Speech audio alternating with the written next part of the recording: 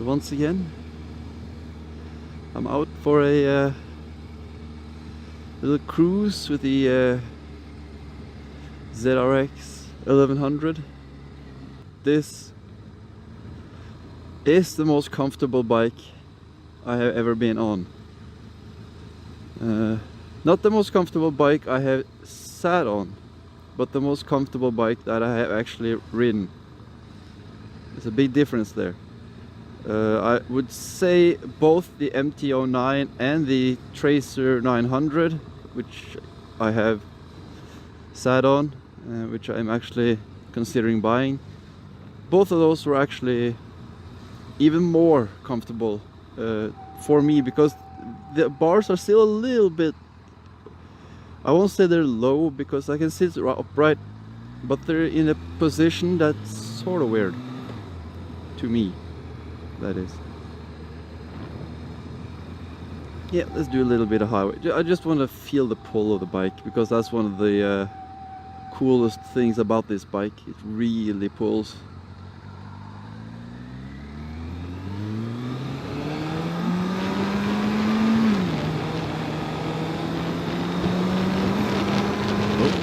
Got some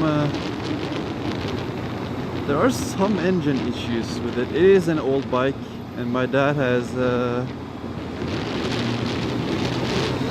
some things into it. It may actually be out of gas. I think I'll have to get up and fix that.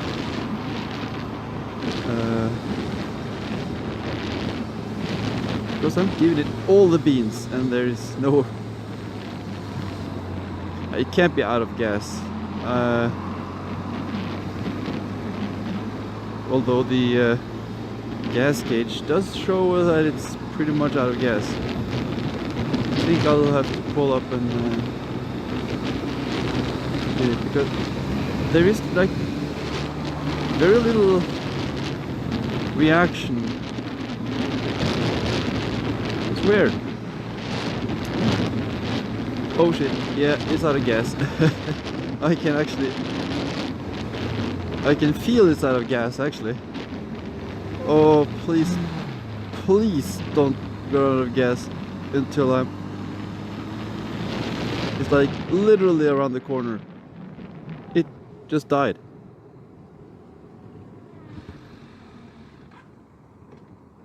Oh shit.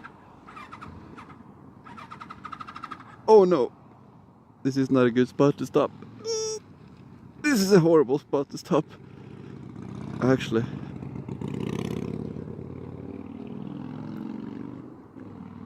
Do I have a reserve? There we go.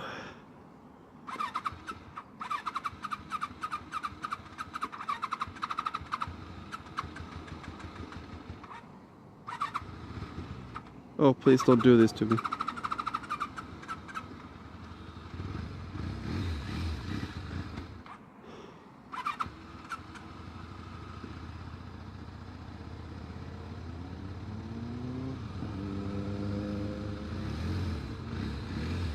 Okay, maybe.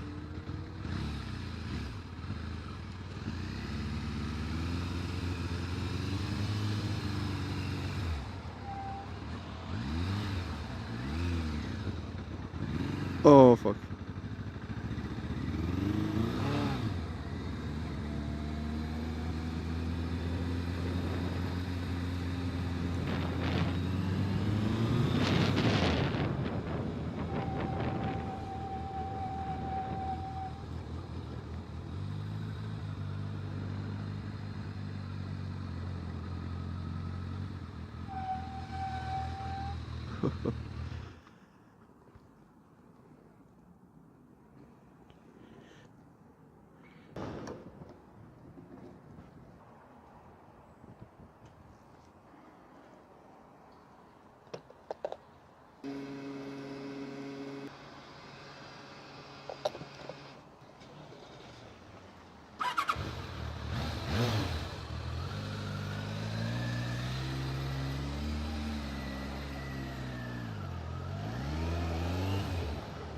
Well, now that we have the power back,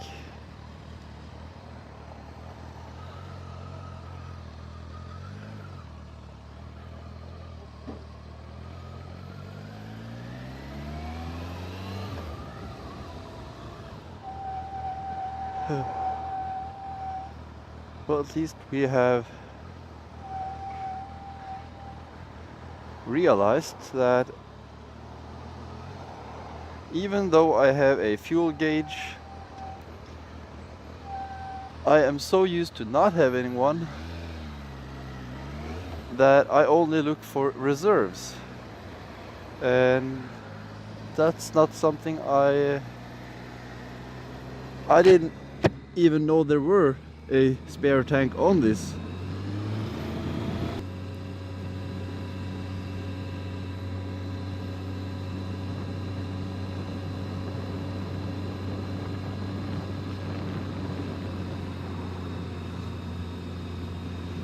So just gotta find a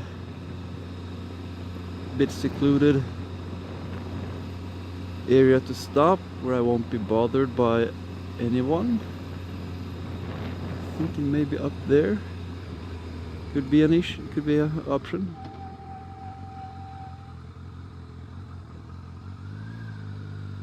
And of course the bike turns like a dream, so no issues there. Oh, it's gonna hurt. Oh. So I know this isn't really a parking spot, but I'm going to be here for a couple of minutes and I'm not going to leave the bike, so I think it'll be alright. The advantage here is that it's flat. Also, I like this. If you keep the stand down, you can still have the clutch in. However, if you open the clutch, engine stops. So you can't you can start it while the stand is down, but you can't ride it while the stand is down. So you can find neutral. Oh, why did you just die?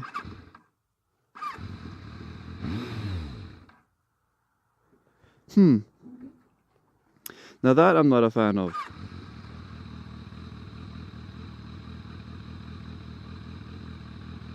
Weird. Okay, so this is what it looked like. Pretty, I mean, it has a dent. It's a tiny dent here, but it's actually not visible. I think it's been repainted or something. Or it has been hit by something that's soft. Like a tennis ball or something. Old-fashioned circular headlight, beautiful. This is the other side.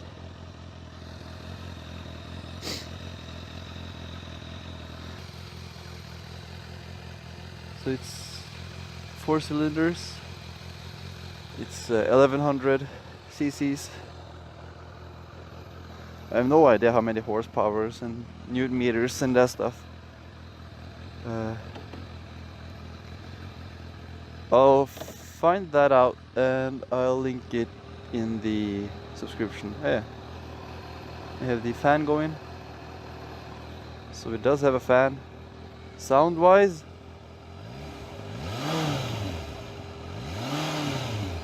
I mean, I won't complain.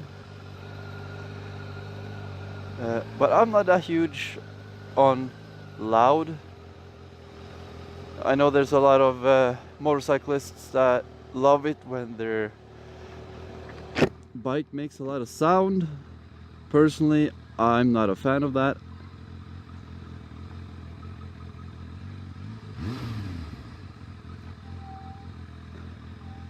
Let me see, I'll try it up. Oh, I forgot to show you the suspension. Of course. Now I can just do this.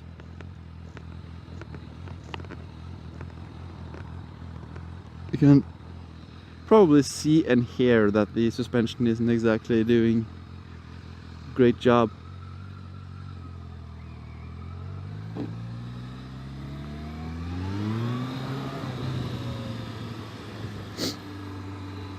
Now, of course, having a 1100 engine, it really gives you the, with a 4-cylinder engine at 1100 or more than a liter, or 1000 cc's, you really get the option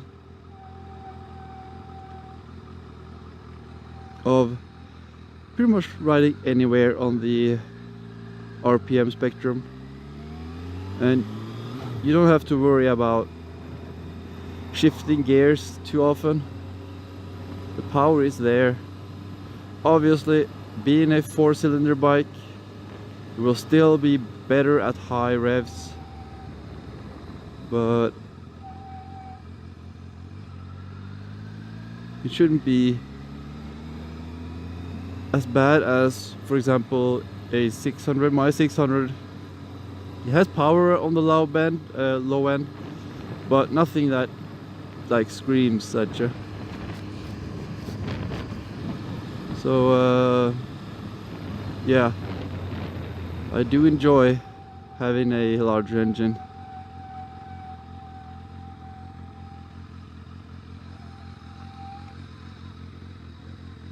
Brakes are a bit whiny. I don't know if there's anything I can really do about that. Oh, this could be painful. Ah, okay. It's like those small bumps like these, they're no problem, even with these horrible suspension. But when you get like potholes and speed bumps, you can sometimes literally hear the suspension hitting bottom and then hitting top instantly. So it'll like throw you off the bike, or not really throw you off the bike, but it'll attempt to throw you off the bike. But that's okay. Like I said, as long as you're aware of it and you take precautions, basically it'll be alright.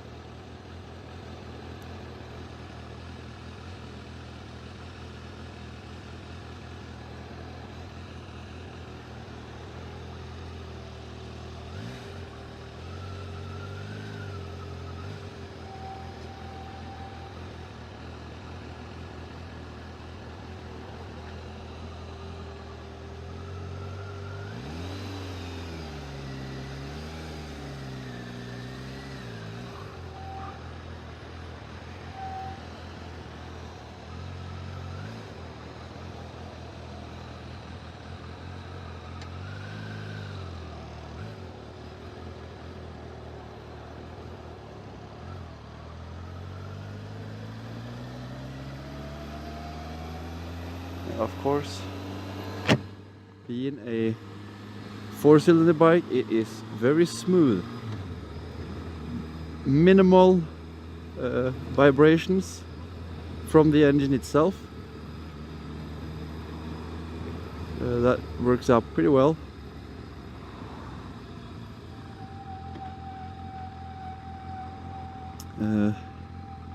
Yeah, the gearbox is not great. It's old. You really have to remember to, you can't do like on my Super Sport, you can just a small movement will give you an entire change or shift. On this you really have to not force it, but you have to actually complete the movement up, or it could get into some sort of neutral position. Like I said, it's old, it's worn, and when it's old and worn, stuff like that happens.